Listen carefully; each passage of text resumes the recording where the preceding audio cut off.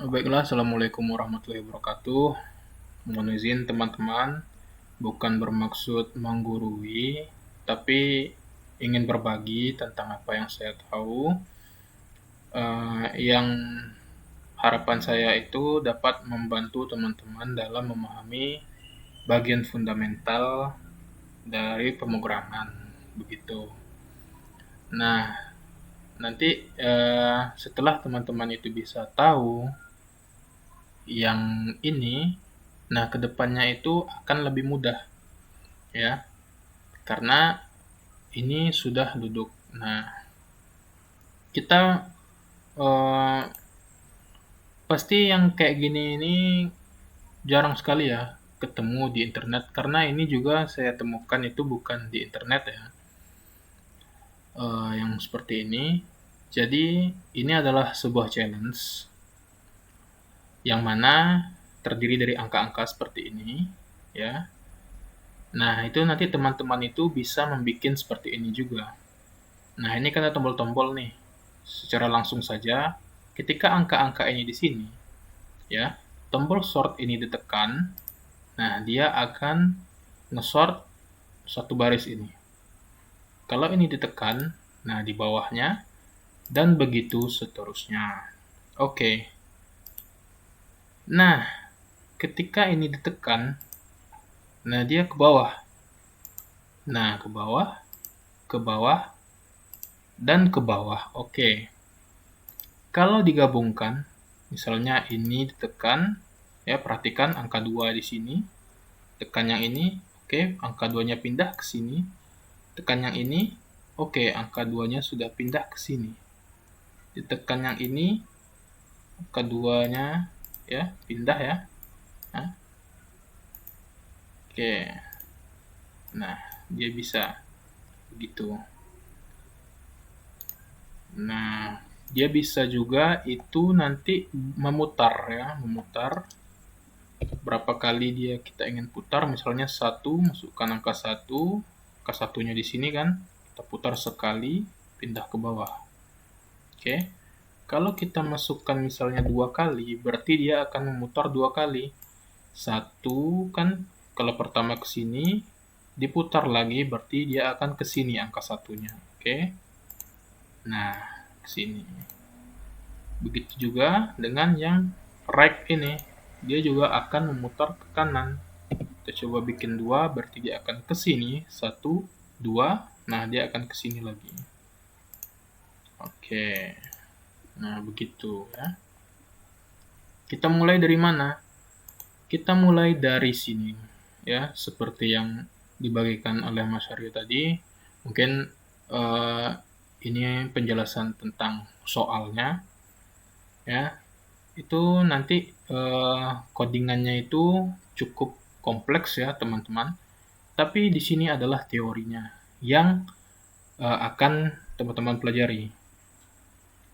Jadi ini nanti diharapkan itu teman-teman mencoba memahami dan terus mengulang sampai seberapa bisanya sepemahaman teman-teman dalam bagian fundamental ini.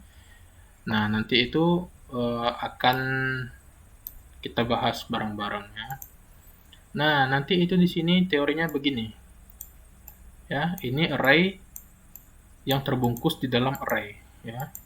Ini di luarnya array, di dalamnya ada lagi 4 buah array. Yang mana ini ya, nanti itu teman-teman akan mensort bagian ini ya dengan sebuah fungsi ya, fungsinya ini. Nah, fungsi yang ini itu digunakan untuk nge-sort bagian baris, cuma baris. Nanti teman-teman masukkan di fungsi ini indeks parameternya kan. Indeks itu apa? Indeks itu indeks dari array ini. Contoh ini memiliki 3 indeks ya. Ini indeks ke 0, ke 1, ke 2, ke 3. Nah, nanti teman-teman bikin fungsi, ditulis, di-coding. Nah, nanti setelah itu, setelah di-coding selesai fungsinya, nah teman-teman itu tes di sini. tinggal masukkan nanti di sini. Kita mau nge-sort yang indeks ke berapa? Oh, kita mau nge-sort yang indeks ke ini aja. Indeks ke 0, masukin yang 0. Pop. Nah, sudah tersort, nanti resultnya itu ini akan ke-sort ya. Misalnya dia mulanya begini, 1, 2, 3, 4, 5, 6, 7, 8. Nah, gitu kan. Nah, 1, 2, 3, 4, 5, 6, 7, 8. Kita ingin nge-sort bagian yang 0. Berarti ini. Nanti resultnya itu gini. Pas di console log ya. 4, 3, 2, 1. Nah, cuma ini saja. Yang di bawah ini dia enggak ke-sort sama sekali. Begitupun kalau misalnya kita pilih yang indeks ke 2. Berarti yang mana? 0, 1, 2. Berarti yang ini. Nah, berarti dia cuma nge-sort bagian ini. Yang ini dia tetap 1, 2, 3, 4. Nah, bagian ini ke-sort. Ya. Jadi 12, 11, 10, 9. Nah, gitu ya teman-teman. Tapi setelah dia berubah, misalnya udah berubah gini nih, dibikin lagi, dipanggil lagi fungsinya 1.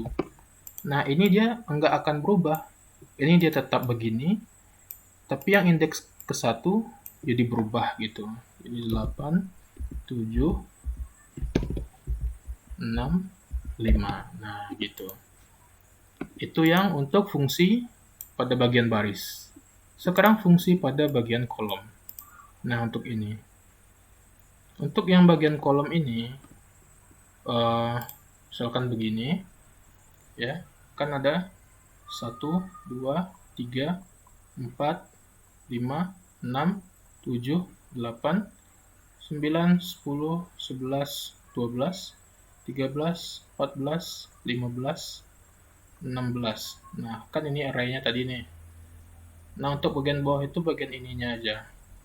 Ya. Ini. Lalu yang ini. Ya. Lalu ini. Lalu ini. Berarti apa artinya? Ini indeks ke 0, ke 1, ke 2, dan ketiga. Jadi, teman-teman itu bikin fungsi seperti yang tadi di atas ya.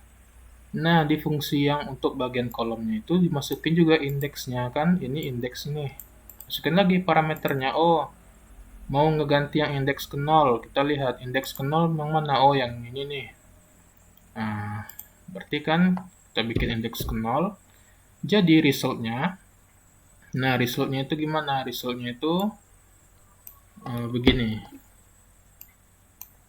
Resultnya itu nanti akan seperti ini ya. Nah,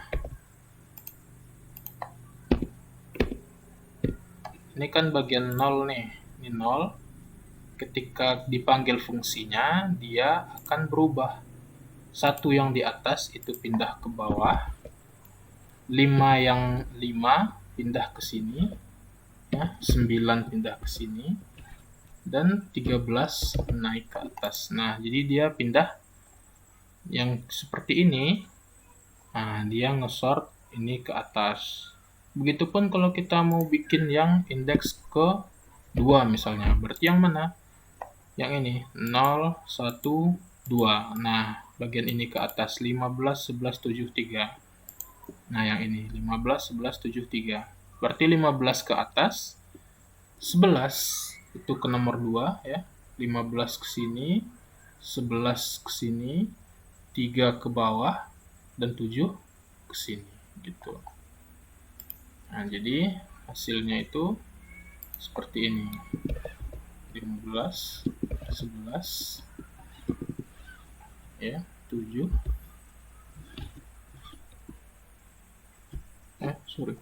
15, 11, 7, 3. Oke. Nah, gini. Dia cuma nge-sort yang bagian ini. Nah, gitu. Itu untuk yang step pertama. Step pertama sebelum apa? Sebelum masuk ke ini ya, ke yang kompleks ini. Silahkan teman-teman coba dulu challenge-nya ya. Semoga dengan adanya challenge yang saya bagikan itu dapat lebih membuat teman-teman memahami bagian fundamental. Terima kasih.